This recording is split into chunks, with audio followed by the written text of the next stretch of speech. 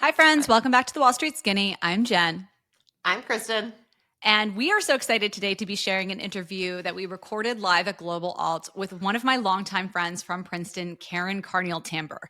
So when we first started this podcast, I feel like we've said that. We're finally getting the people that we wanted from the get-go with our podcast. I feel like we had to prove ourselves for a couple of years that we were going to stick around for people to take us seriously. But Karen was so supportive when we first started our podcast and helped connect us with some of our early guests. And we were like, okay, but we want you to be a guest. And because Karen is hands down, I would argue, one of the most powerful and influential and smartest and funniest and most hardworking women on Wall Street, let alone in the entire world. We're so excited to finally get her on here. Karen is the Co-CIO, Chief Investment Officer of Bridgewater, which is the world's largest hedge fund.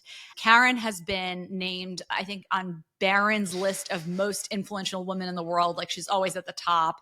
I know Forbes under 40 under 40 is kind of a running joke, but she was on that list. She's every single list of people who matter in investing. She's on it. So we're going to talk to Karen here in a bit. And some of the themes from our conversation were around concentration risk. So we filmed this conversation the day after the DeepSeek news broke about, hey, listen, it might be possible to do some of this AI for a much cheaper startup cost. And that really shook up the markets. And Karen actually has a phenomenal newsletter called Connecting the Dots. Bridgewater has long been known for making publications available to their investor base. Connecting the Dots is a publication that Karen just launched for the broader audience. So everyone from you, me, we don't have to be institutional investors, although it's great for institutional investors as well. I subscribed to this the second she launched it. This is not an ad. I truly am a fan. And so one of the things that Karen's going to talk about here is she doesn't take any information for granted. It's okay, well, there was this data release. Well, why? How do we know? What are we looking at? I think you get a little bit of that insight into how they are running their own research and exploring everything and not just taking what the pervasive mentality is, even in hard data, for granted. And so one of the things that she talked about in today's edition of their newsletter was concentration in the S&P 500. Just some stats from her newsletter that I think are great to have in your mind to frame the conversation about concentration risk.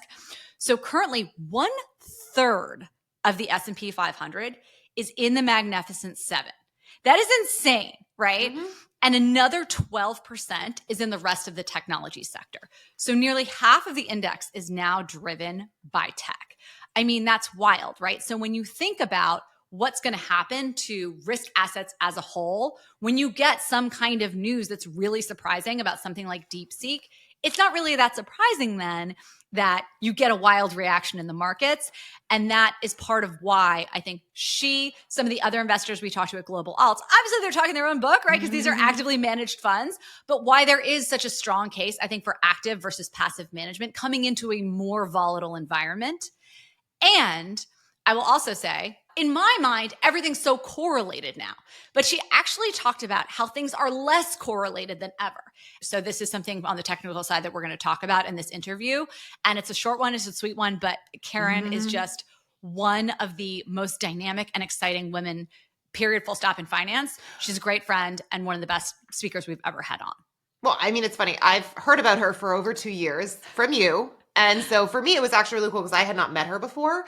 And I will say, when you meet people who are so impressive, I get very surprised when they're very human and down to earth and warm. I think that was such a cool part of meeting her, is just her personality is so just effervescent. And she clearly loves what she does. And it's contagious in a way that I think is really inspiring. So I was really excited to have this conversation. And, she also represents, obviously, you went to Princeton, she went to Princeton. It's not like your financy school. So she had the non-financy background. And I think that we always have these conversations with people on Instagram, when we'll put out information. And I mean, you obviously were an English major, I was an engineer. And people always are like, well, how, why would you go into finance and blah, blah, blah.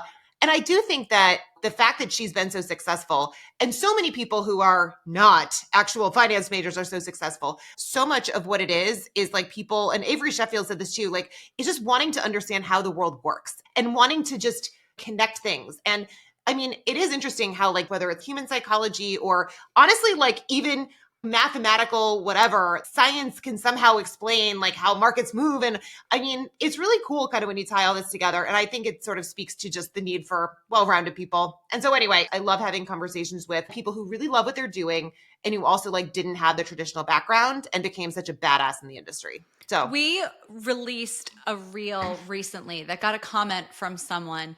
Why would a math major or a PhD from MIT ever go into finance, right? Like, why would they lower themselves? Why would they stoop to those depths? And you had a witty retort, which was like, have you ever heard of Rentech? As in, like, there are massive opportunities to apply those skills within the finance world, potentially to massive profit. But I don't think it's just that. I think there is. And really quickly, sorry, I don't mean to interrupt you, but also the fact that freaking DeepSeek came out of a quantitative hedge fund, by the way. So like, I just want to make that connection. So it's literally the But even if your goal isn't AI, tech, finance, whatever, even if your goal is something that you consider more lofty, like, what about curing diseases? What about that? Amazing. I think what sometimes gets lost in all of the specificity that we apply to the world of finance is what you just spoke about, the curiosity and the eagerness to understand how the world works. If you just understand physics, but you don't understand finance, you actually won't understand how a rocket gets up in the air, because it's not just momentum and thrust and all those things. There needs to be money to build that rocket, right? And if you don't understand where and how that money comes, this is also my pitch for Neil deGrasse Tyson. I really think this is a great intersection to like get you on the podcast. But like, you know what I'm saying? So understanding how things work in a vacuum, you want to go cure cancer, you need to understand where the funding comes for clinical trials, how the pharmaceutical industry works, like how all these different players interact and where the money comes from, because we can like pretend that we live in a world where there's no money and that having just pure intellectual curiosity for the sake of intellectual curiosity's sake should be the goal. But what if you could do both? What if you could be intellectually curious about how the world works and be part of the mechanism that turns the world to make all these other things possible? Yeah. Well, and actually, I don't really want to get like too political here, but like, it's funny because my cousin was over, by the way, go Birds, like forget Eagles won the Super Bowl, but my cousin who is from Philadelphia also, he was over and he's also Princeton, MD, PhD, so smart.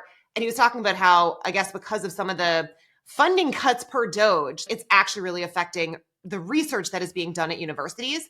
To your point, like you do need the money to then go into like the research and then it can get used by private practice and then anyway, I don't even know why like that came up, but it was like, it is so important. The research is critical, but without money, it doesn't get done. You got to have the funding, right. The world costs money to run, like, and we can, so I think that Karen represents this beautiful intersection of like pure intellectual curiosity. You can see it on her face. If you guys watch the YouTube version of this podcast, you can literally see how she's like leaping out of her chair with excitement to answer each question and talk about it. And I think that that's like such a beautiful thing to have.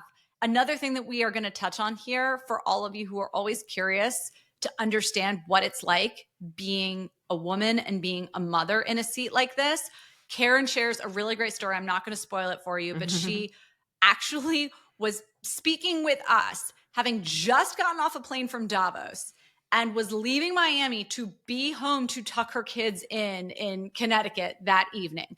So learning about how she approaches, juggles, and ultimately has been a force for change and part of a changing dynamic in the industry when it comes to motherhood and being a woman at the does not get any more senior than this level in the industry. I loved her perspective on it. I thought it was really, really cool to hear that from her. Well, I'm excited. Should we bring her on or do you want to? So we actually lost the first 30 seconds of our intro where I was like raving about how amazing Karen is. So hopefully I have listed all of her accomplishments at the beginning of this episode. I cannot say it enough. Karen is an amazing human. She has kids of her own. She is the chief investment officer at Bridgewater, just one of the most inspirational people in the industry. And we're so lucky that we get to air this footage. Awesome. One of the smartest, funniest, and most energetic people I have ever known. So it is such an honor to have you here, Karen. Karen, can you just give us a little bit of your background, which I kind of know, but I don't know all of the steps that you took to get to where you are in your career. So kind of how you got interested in finance and then how you rose through the ranks to become who you are today. Well, first, thank you guys for having me. You guys are awesome. I got to Princeton. I had no idea what I wanted to do. I was not at all coming in thinking I was going down a finance path. But in the classic way of people who don't know what they want to do with their lives and are learning about the world, I looked at what on-campus recruiting was all about. And I don't think I could have told you what a stock or a bond was for most of the time that I was in college. But so it seemed like if you were interested in the world, you didn't really want to do, you did consulting. So I did an internship in consulting. And I was lukewarm about it. I thought it was okay. I feel okay saying that because the firm I did it at has gone out of business since. But at the time, it was pre-financial crisis, that seemed like a good, solid career. I just wasn't really enthusiastic about taking that offer. It felt like you spent a lot of time sort of trying to make the client feel smart and feel like they came up with the idea. And then I ran into Bridgewater on campus recruiting. It immediately spoke to me as, well, here are these people that seems like they're asking these questions about like what's going to happen in the world for their own understanding. Like they're actually trying to figure this out for their own understanding. And the thing that definitely got me was when they told me that in your first year of Bridgewater, this is still true, you spend like half your time taking a class where they just teach you about finance and economy. Wait, awesome. Really? Yeah, that's amazing. It's half your time. And I was like, they're going to pay me. They're going to pay me like more money than I've ever seen to sit and for them to teach me how this works. So I didn't assume I would do it for very long. I just thought this is going to be an adventure. I'm going to give it a try. We're going to see what that's like. I actually think that philosophy helped a lot because at the time when we were graduating, a lot of people went into investment banking. There weren't a lot of jobs. There we go. There weren't a lot of jobs that were actually at a hedge fund. Someone actually no one went to the buy side. No one went to the buy side. And so a lot of people who started at Bridgewater with me, it was like their lifelong dream, everything they had worked for. They were so excited to be there. But that created a certain amount of stress, if that makes sense, of you don't want to be like sounding like an idiot and asking a question if you don't know the answer to it because you're trying to be like, you know, I'm finally here and I skipped the 2 years of investment banking. I'm already at hedge fund. I got to kind of sound smart. Whereas I was like, I don't even know if I want to do this for my career. So I felt, I think, more comfortable than most people in my class sitting in this class and just sort of saying like, why does that make sense? Why do you do that? There's one very memorable one I remember where I was a new hire and I was basically like, I don't understand why some of these allocators hire us. It seems like we're not the right thing for them. We shouldn't even be in that business. And so I think that people just didn't feel comfortable saying that. And so the fact that I came in without all these expectations let me be kind of comfortable just asking the questions. And it's something I always tell new hires, which is like, when you've been somewhere for longer, now you really do sound like an idiot asking a question. Now it really is like, how did you get through a year and not learn that? So you got to put it out there and ask the questions early on if you want to kind of keep up with what's happening. 100%. But so I joined it. I just really fell in love with the firm and the industry. It just seemed to me like I couldn't believe that that's the thing I was getting paid to do even after that class finished, which is at the end of the day, being an investor, it's about looking out in the world and basically saying, what do I think is going to happen? Can I predict and understand these dynamics better than other people? Because if everyone else knows it, it's already in the price. And I was like, wait, this is a job where you basically get to think about whatever is most interesting in the world to you. This is crazy. And so when I kind of reached that inflection point of a couple of years out of school, people are thinking what to do next, I was sort of like,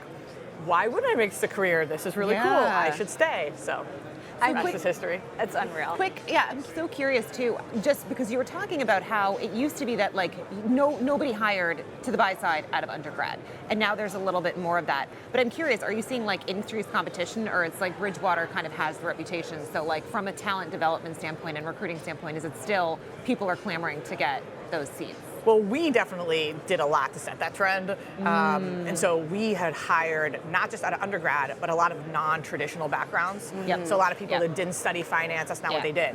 And we know many competitors, not to be named, that were just so weirded out that we did this, that they like hired people to say, can you just look at their whole intern class and figure out like, how did they figure out an English major to hire? Like, what are they doing?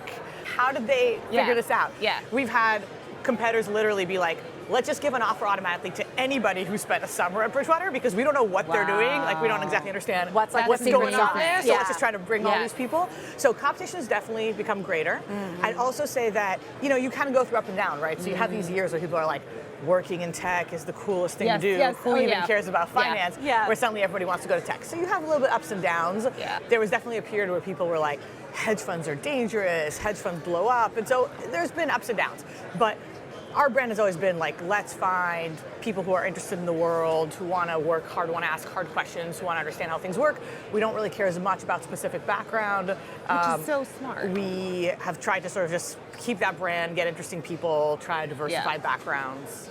Okay, so let's talk markets for like 3 seconds here. What are you most excited about asset class-wise coming into 2025? We just had one of the biggest days of volatility yesterday that we've seen in a while. And one of the things we've been talking about thematically with some of the other investors here has been, well, hedge funds, when I first started in the industry, hedge funds were the sexiest thing in the world, right? And to me, I've always been like excited about the public markets, wanting to apply a critical lens like you. And it's been, for the past couple of years, this balance between passive and active management. And the last 2 years, when the markets have just gone up in a straight line, everybody's a hero just lying on the beach. Now, when we have actual volatility, where we have maybe some mispricings, what are you thinking about as an active manager? What's most interesting, what's most exciting to you going forward in that landscape?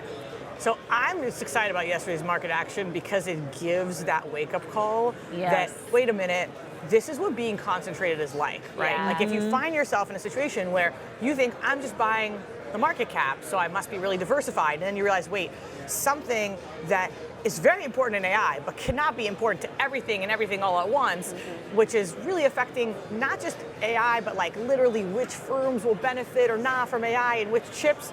That's driving my whole return. That's what being concentrated is like. And so I think we're in the spot where, like you're saying, just buying passive has been so good. A lot of people have just totally given up. Like, why would I do anything except for, and I'm telling you, I get calls from chief investment officers that are like, listen, I know off the record that these changes are not a good idea for my portfolio, but I don't want to deal with it governance-wise of getting all these questions. If something's right 70% of the time, but 30% of the time people are going to be like, you're an idiot, you should have just been passive. Maybe I should just be passive, but it can't be sustainable. If everyone goes passive, you just are going to get mispriced things, right? And so I'm excited about shifting into a world where it's clear that you need to be more discerning. You need to actually find the opportunities. And look, the equity market, correlation between stocks in the equity market is at lows. Like there are huge differences between companies. And so the ability to find opportunities between companies is really there. It's only indices that feel really correlated to each other. That makes a lot of sense, so the ability to say, let me hold more resilient stocks. So like one of the things we've shown is that if you basically take your alpha, whatever that is, whatever views you have on stocks, and you try to do two things with it. You try to either say, let me beat the benchmark, or let me just build the best stock allocation. If you beat the benchmark, you can beat the benchmark very reliably, but you'll make 3% above the benchmark every day. You're still inheriting more or less what the benchmark is and is going to do.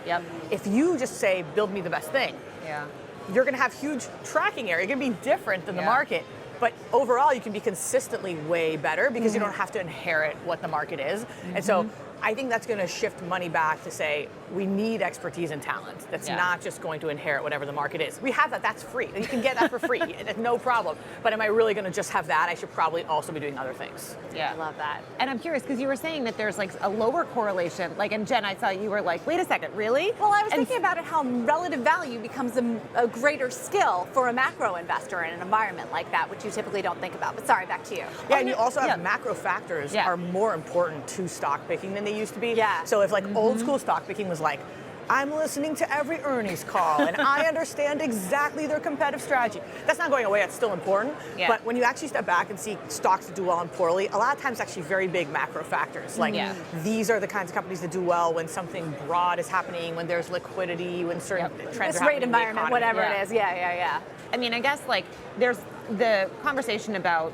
the massive amounts of spending in AI, and now with it's deep.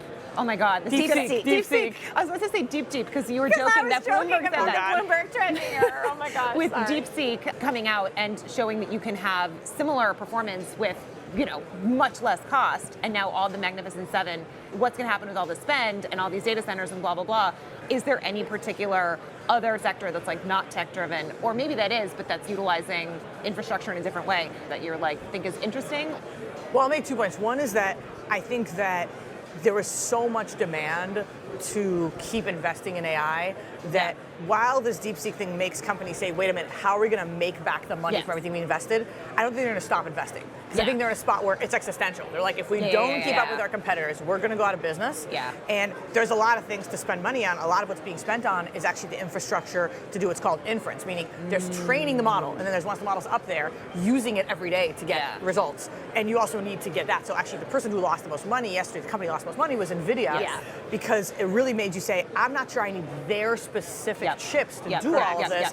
They are really specialists in much more the training. And when you look at inference, you're like, well, there are other startups like Grok that are kind of coming up there.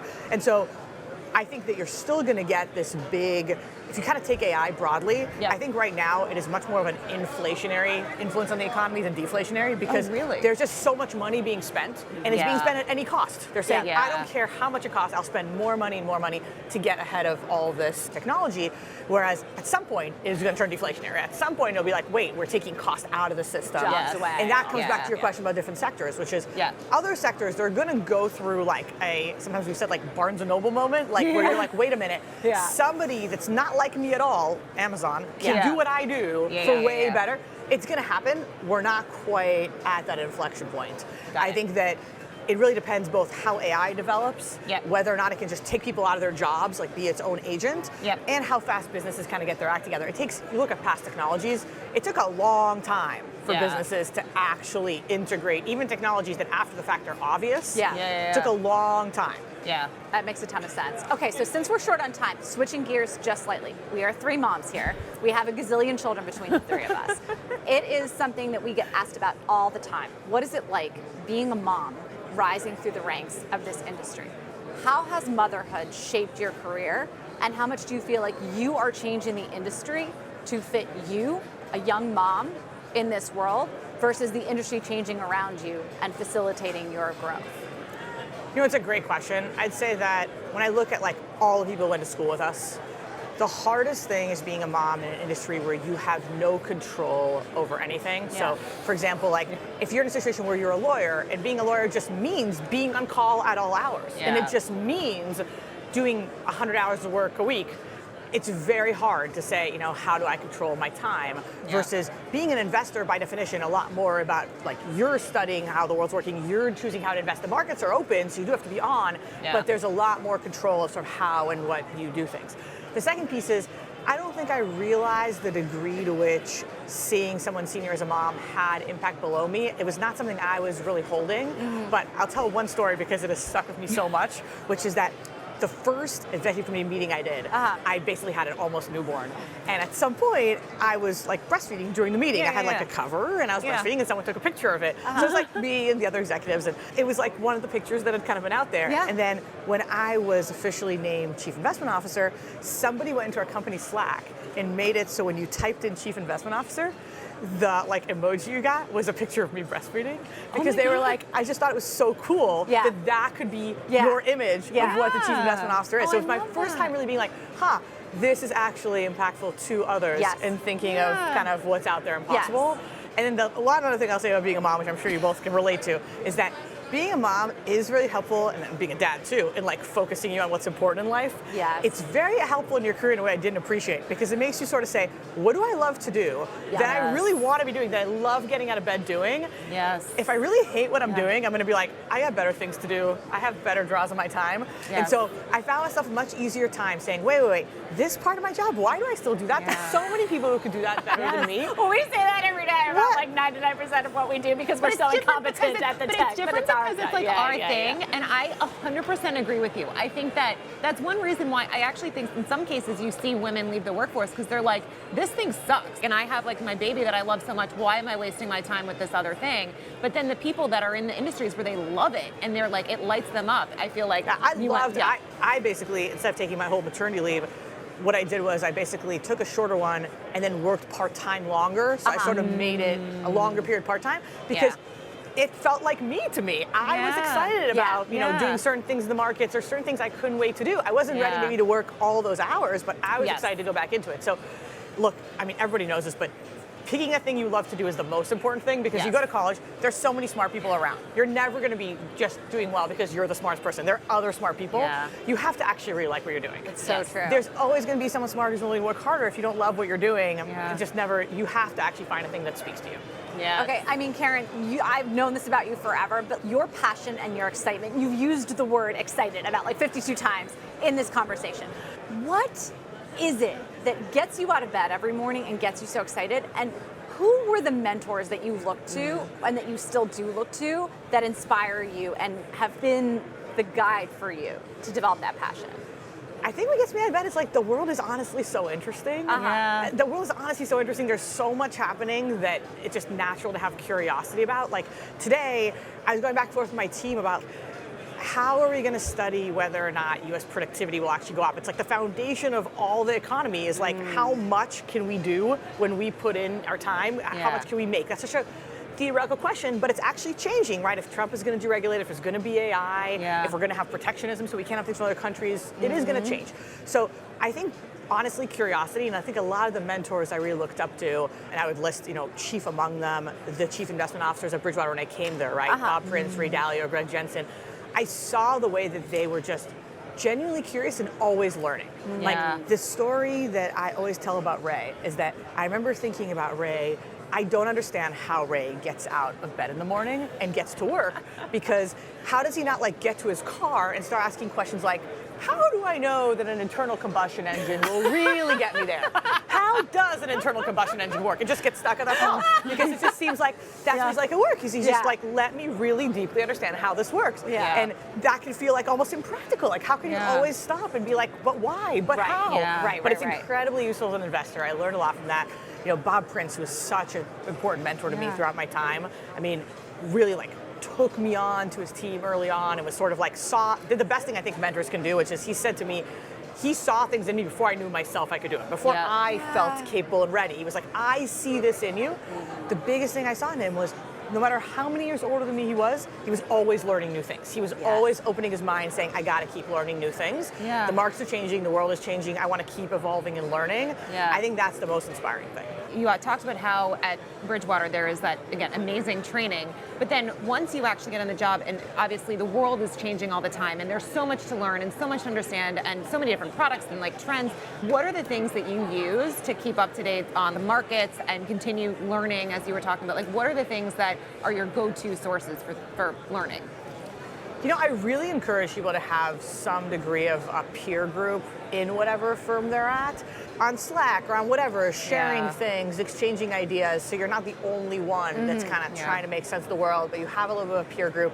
And most valuable is if you feel comfortable going back and forth with them and like saying, that doesn't make sense to me, I don't know about this, and you're kind of comfortable having that exchange. People learn a ton that way. They learn a ton from peers, and it's really valuable in a firm to have a peer group that's kind of learning about things together. I mean, I'd say today, I'm Chief Investment Officer, but tons of my learning is me being on our internal Slack, hearing from our own team, seeing them wrestle with things, seeing the questions they come up with. It's a huge part of it. And I know you also are starting a newsletter, or just launched a newsletter. I read your newsletter. I literally got it this morning. I was like, Karen just came from Davos. She's here at Global Alts, and she's tucking her kids into bed. I don't even know where you live. New York City? Connecticut. Connecticut. I didn't write it this morning. I didn't write it this morning. To get this damn newsletter out. You should see me moving heaven and earth to get our like 2-paragraph newsletter out every Thursday morning. I mean, it is nothing short of a miracle. But I read that thing, and it is so fucking good. Oh, thank you. It is excellent. Well, the thing I felt was that we have run a newsletter called the Bridgewater Daily Observations for 40 years. That's really widely read by institutional investors and policymakers. And that's a very certain crowd, right? But we definitely spend a lot of time with that crowd, and it's been really exciting to me over the years to see, especially policymakers like you from Treasury Department or central banks calling and saying, I'm seeing this is affecting my views on things, of course, investors. And so my thought was, we don't have to give the volume of all of that publicly, but why don't we figure out if there's a subset there that we do want to communicate more publicly? Like, it doesn't have to be that, the average newsletter length there, probably if you put into pages, is like 10 plus pages. we don't have to put out 10 plus pages a day. Right, But yeah. why don't we pick some key things that we feel like could be a good conversation? So would love people to sign up, would love feedback, because we're early on with like the normal audiences we've written for. We've written for decades, and this is newer, so excited to hear you're reading it. Yeah. And most importantly, to hear from people what topics they would want to hear about, because there is so much research we do that's not being shared that we want to figure out what is it that we should be sharing that would actually be helpful. Okay, last question, because I know you need to go. Sorry, your team is probably going to strangle us. If you could give one word of advice to kind of the young Karen in college, maybe in business school, who's thinking about getting into the industry, what piece of advice would that be? You know, don't worry too much about like getting into exactly what you think the hot industry is. Like you're saying, hedge funds at some points were considered like the coolest thing ever, and other times have been like totally like not interesting, not the cool industry to get into. These things are gonna come and go, and so you don't have to go after the job it's considered like the coolest job. I've been around long enough that we've seen it, the ups and downs, right, over the 20 years of what are the cool things to go into. It's much more important that it speak to you. You think you'll want to get up every morning and do it, and that you think the people around it will make space for you to grow. The worst situation is to be in an industry because you think it's hot, and in a situation where you know in your heart of hearts that there's no opportunity, right? Like it's gonna be, you're gonna be kind of stuck in a role and have to leave 5 times in order to come back to have a good enough role. Find a place where you think there's development for you and where it speaks to you, and don't worry that much whether it's the hottest thing in that moment. You are gonna make part of the future, right? You're gonna make part of the destiny of that place by joining. So join a place where you feel like you can be part of that destiny. I love that. Oh, I love that. Karen, this is amazing. I'm so glad we got to do this. Same here. Thank you guys. Again, I have heard so much about you from Jen all the time, and it's Hero so worship. cool to meet you in person. Thank you. So wonderful. Thank Really you so much fun. for doing Thank that. Thank you so much for being a Thank part you of so this. much.